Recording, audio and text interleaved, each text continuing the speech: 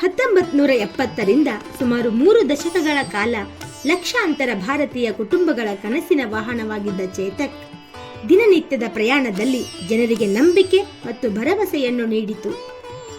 ಕಡಿಮೆ ಇಂಧನ ಬಳಕೆ, ಬಲಿಷ್ಠ ನಿರ್ಮಾಣ ಮತ್ತು ದೀರ್ಘಾಯುಷ್ಯ ಇದನ್ನು ಜನಪ್ರಿಯಗೊಳಿಸಿತು.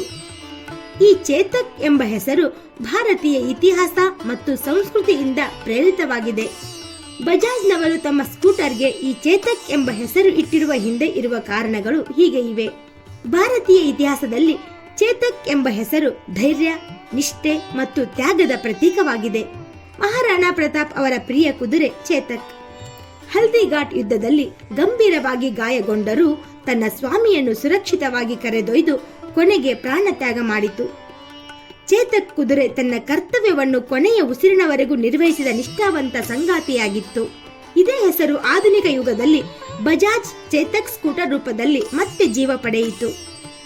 ಚೇತಕ್ ಕುದುರೆ ಯುದ್ಧ ಭೂಮಿಯಲ್ಲಿ ಸ್ವಾಮಿಗೆ ನಿಷ್ಠೆಯಿಂದ ಸೇವೆ ಮಾಡಿದರೆ, ಬಜಾಜ್ ಚೇತಕ್ ಜೀವನದ ಪಯಣದಲ್ಲಿ ಕುಟುಂಬಗಳ ಜೊತೆ ನಿಷ್ಠಾವಂತವಾಗಿ ಸಾಗಿತು.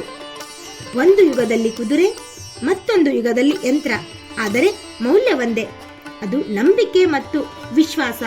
ಹೀಗೆ ಬಜಾಜ್ ಚೇತಕ್ ಎಂಬ ಹೆಸರು ಮಹಾರಾಣಾ ಪ್ರತಾಪ್ ಅವರ ಧೈರ್ಯಶಾಲಿ ಕುದುರೆಯಿಂದ ಪ್ರೇರಿತವಾಗಿದ್ದು, ಧೈರ್ಯ, ನಂಬಿಕೆ, ಸ್ವದೇಶಿ ಹೆಮ್ಮೆ ಮತ್ತು ವಿಶ್ವಾಸಾರ್ಹತೆಯ ಸಂಕೇತವಾಗಿದೆ.